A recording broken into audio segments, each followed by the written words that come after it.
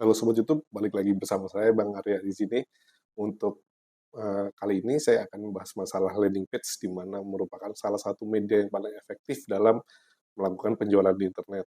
Namun sebelum kita bahas masalah landing page lebih dalam, teman-teman bisa like dan subscribe dulu channel ini, biar nanti kalau kita ada video baru, teman-teman bisa langsung mengetahuinya. Berbicara soal landing page, pasti banyak teman-teman sudah tahu ya apa itu landing page. Untuk yang belum tahu aja, landing page itu bahasa simpelnya adalah website dengan satu halaman. Jadi website akan bentuknya memanjang ya, karena hanya ada satu halaman memberikan informasi-informasi. Lalu tujuannya apa gitu? Tujuan landing page adalah untuk melakukan konversi visitor ke tujuan tertentu. Jadi nanti di situ ada tujuan-tujuannya, tidak hanya sekedar memberikan informasi, tapi ada tujuan. Salah satunya adalah menciptakan leads generation, atau mungkin hanya untuk menekan tombol untuk mendownload info-info yang ada. Dalam membuat suatu landing page, ini ada beberapa langkah yang harus teman-teman perhatikan. Yang pertama, tentukan tujuan. Tujuannya mau untuk apa? Apakah mau untuk leads generation kah? Atau untuk download informasi kah? Atau untuk viral konten? Jadi ada macam-macam ya. Salah satu yang saya sebutkan bisa leads generation, bisa viral konten, download informasi, dan lain-lain gitu. Setelah tahu tujuannya, teman-teman harus tentukan dulu nih, audiensnya siapa? Apakah rentan umur 10 sampai 20 tahun, atau 20 sampai 30 tahun, dan seterusnya. Jadi harus tahu masuk ke generasi mana nih, muda, tua, atau malah anak-anak gitu. Karena nanti akan berpengaruh terhadap gaya bahasa yang akan kita gunakan. Yang ketiga, buat dulu desain landing page-nya seperti apa gitu. Jadi dibuat memanjang, di mana desainnya itu harus mobile friendly, karena sekarang menurut survei gitu 60% pengguna internet menggunakan mobile. Bahkan kalau kita bisa ngecek analitik ya, mungkin yang akan datangnya nanti sekitar 80%-nya menggunakan mobile. Jadi harus didesain dengan mobile friendly. Yang keempat, isi dengan copywriting yang sesuai target audiensnya. Jadi kalau misalnya target audiensnya adalah anak-anak muda, gunakanlah bahasa-bahasa yang santai. Tapi saat targetnya adalah orang tua, gunakanlah bahasa-bahasa yang lebih formal gitu. Dan yang terakhir adalah tombol CTA, gitu. Harus memberikan tombol-tombol CTA di section-section tertentu. Jadi nggak hanya section paling bawah, tapi section tengah pun juga diberikan untuk mempercepat konversi tersebut. Ya, berikutnya saya akan memberikan tips untuk membuat landing page-nya teman-teman bisa SEO friendly ya, atau bisa dengan mudah dibaca oleh Google, dan harapan nanti bisa ada di halaman pertama Google. Jadi untuk yang pertama, teman-teman bisa melihat ini ya, teman-teman harus menentukan dulu kata kuncinya. Kata kuncinya apa? Contohnya pada landing page animasi studio ini, saya membuat kata kunci jasa pembuatan video safety induction. Jadi untuk yang pertama, permalink atau linknya itu harus mengandung kata kunci, biar mudah dikenali oleh Google. Jadi kalau di sini kata kuncinya adalah jasa pembuatan video safety induction, sebisa mungkin di link ini juga dituliskan jasa pembuatan video safety induction. Lalu yang kedua adalah title. Title harus mengandung kata kunci. Jadi kalau sebagai contoh ya, untuk di website animasi studio gitu, titelnya sini, kata kuncinya sini saya mau menyasar jasa animasi. Jadi di title itu harus ditulis jasa animasi. Yang kedua adalah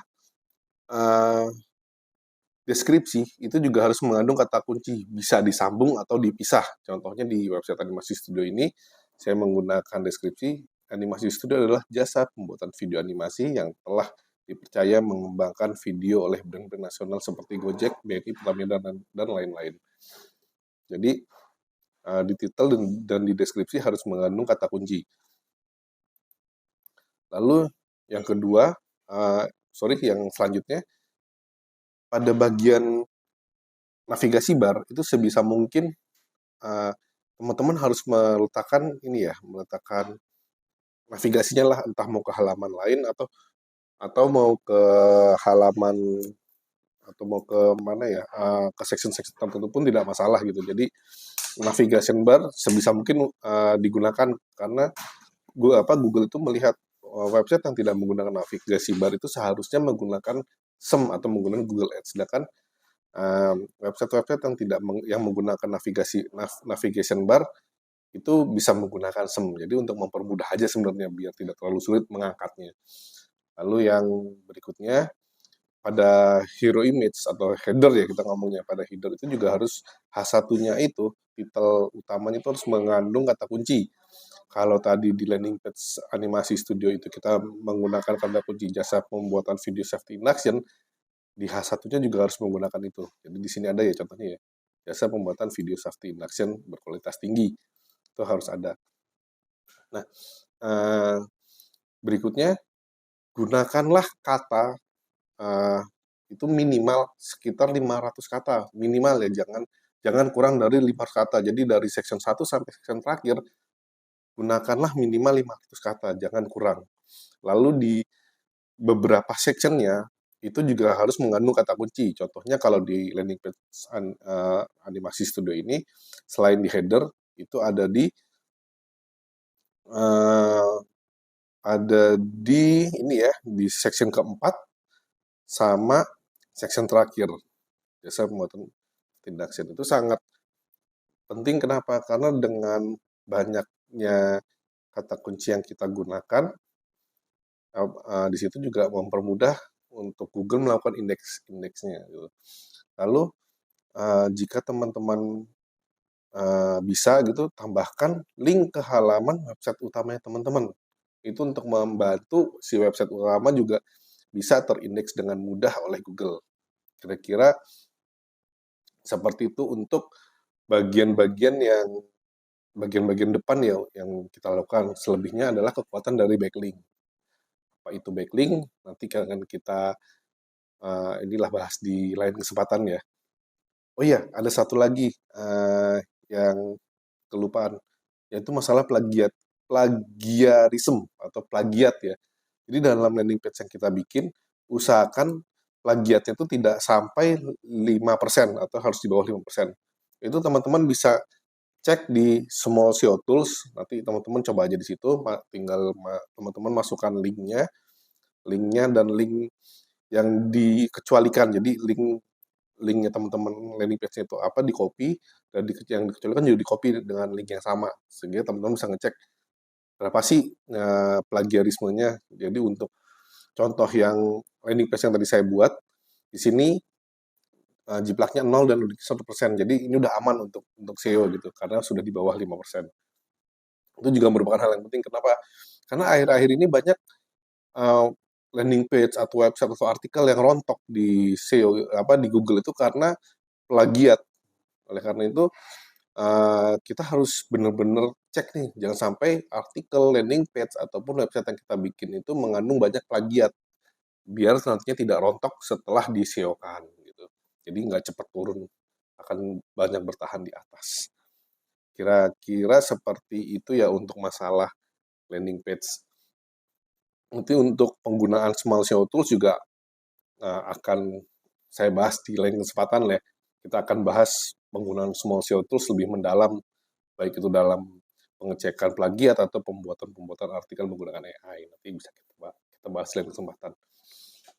Buat teman-teman yang membutuhkan video animasi, bisa langsung ke halaman animasi studio. Halamannya ada di animasistudio.com. Nanti saya tuliskan juga di bagian deskripsi ya, biar lebih gampang, beserta link CTA-nya.